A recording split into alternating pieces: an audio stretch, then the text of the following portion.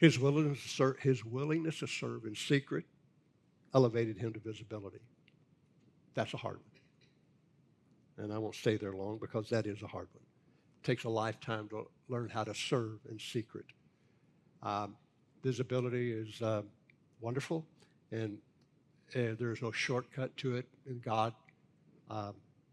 Coming to visibility and honor what God has called you to in the fullness of that usually comes through a lifetime of serving in secret.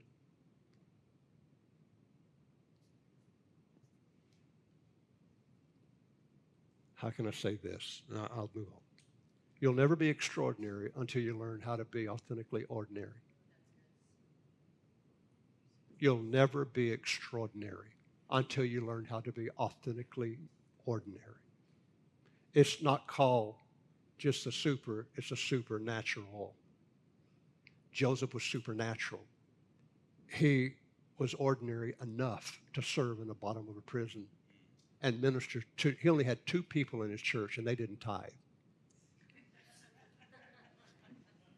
And by the way, the cell and the prison of those days, in the palaces was the bottom floor of the palace. The king's throne was the top. That's where all the prisoners were kept, was in the bottom of the prison. But if we could get this, if I could, the Lord said to me years ago, if you can get this, that if you honor, your destiny can be one staircase away from your calling.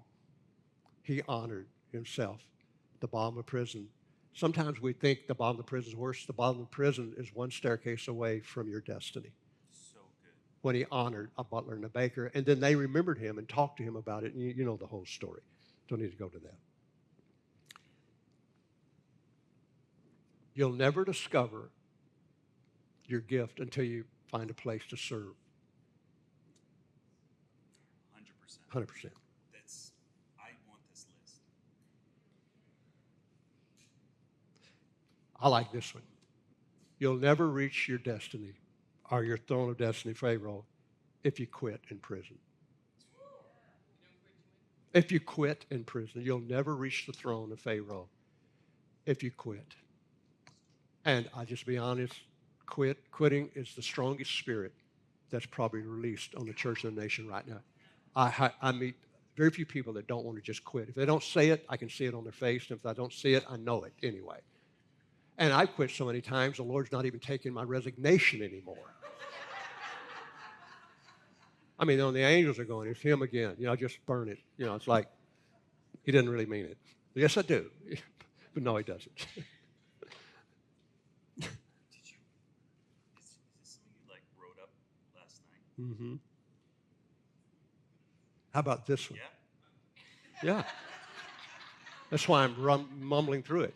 So you have 2 choices. You can either be Joseph or Joseph's half-brother. The only choice you have if we're in the family of God. You're either Joseph. Your attitude can be a Joseph attitude or his half-brother who sold him into slavery because they were jealous of him. Their jealousy led to their imprisonment and to their starvation and to subservient to Joseph. But Joseph's royal anointing embraced him and gave Benjamin. By the way, we're wanting the Benjamin thing. It's coming from Joseph. Put gold in the sack, in the mouth of the sack of Benjamin. It's your brother. We're waiting for the gold in Benjamin and the great, resources and finances. What is coming through Joseph? It's sense of forgiveness to those who harmed him and the family that harmed him. And I don't know if we understand how big forgiveness is. I don't mean just forgiveness for each other. I mean forgiveness for the world. Forgiveness. Listen, I said it. The Bible said it first. I said it a month or so ago. The importance of where we're at right now is somehow we have to learn, or we have to embrace the fact that we're going to be called to embrace prodigal sons that are going to be hard to forgive. The elder brother couldn't do it. Only the father could. When the prodigal son, he had everything. He had done everything wrong, and he didn't deserve forgiveness at all. When he came back to his father embraced him in complete embrace and gave him everything and killed the fatted calf. And I've said it, I want to say it again. We have to make sure that the church is not the elder brother, but the father. when the prodigals are coming. I'm telling you, they're coming. When this thing hits, they're coming from a right and left. And I'm afraid that a lot of the church could be the elder brother. I've served you all this time. I've been here. I've not done anything. And you killed the fatty. Look what they did. And Father said to them, you don't understand. Well, once my son was lost and now he's found. So the playing field is different when God starts bringing prodigals. It's going to be the test of all tests. I don't know if you were there. I was there in the Jesus movement in the early year when the hippies and crazies were coming around, and half of the church, like, that's a devil, don't let them in your house, don't let them in church. It was a big test. The Jesus movement was a big test. And I thank God a lot of churches passed it. Yeah.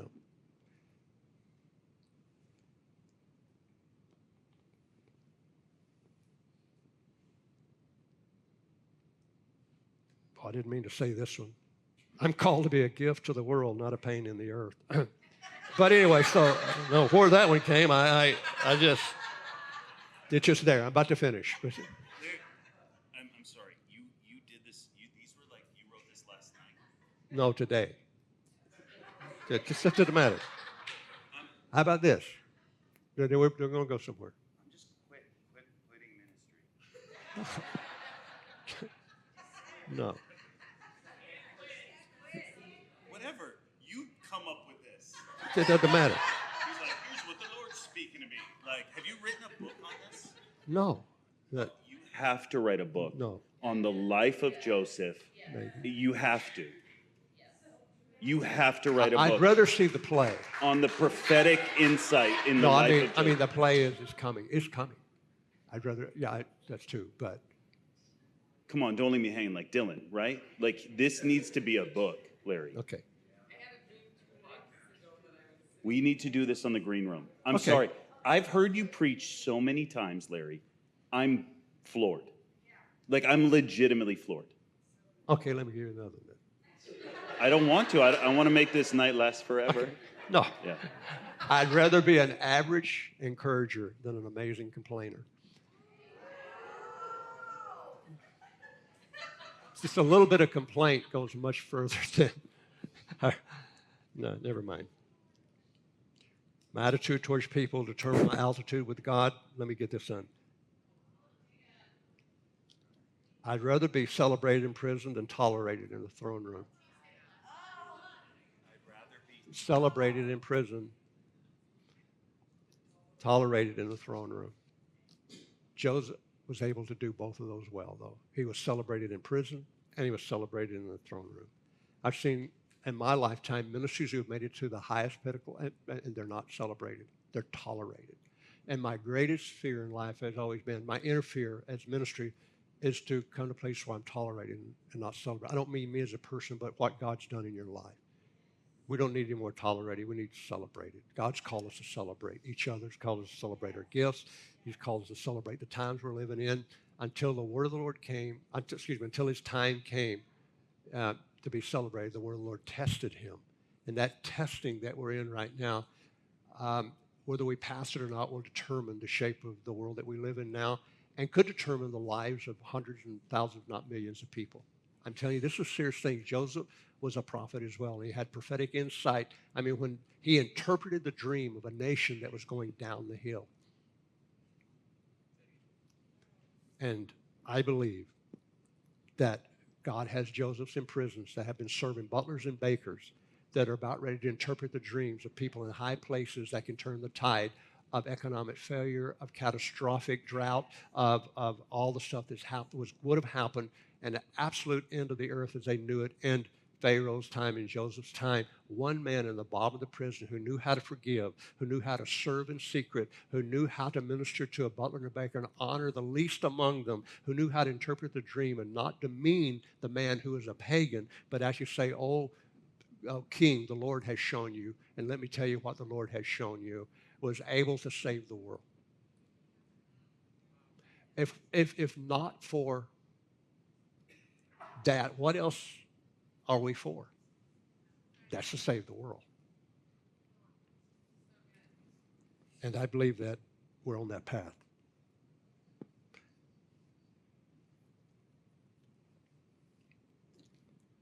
let's just say, I have, I say I have, we have, I think we do, I have friends in high places because I've served friends in low places.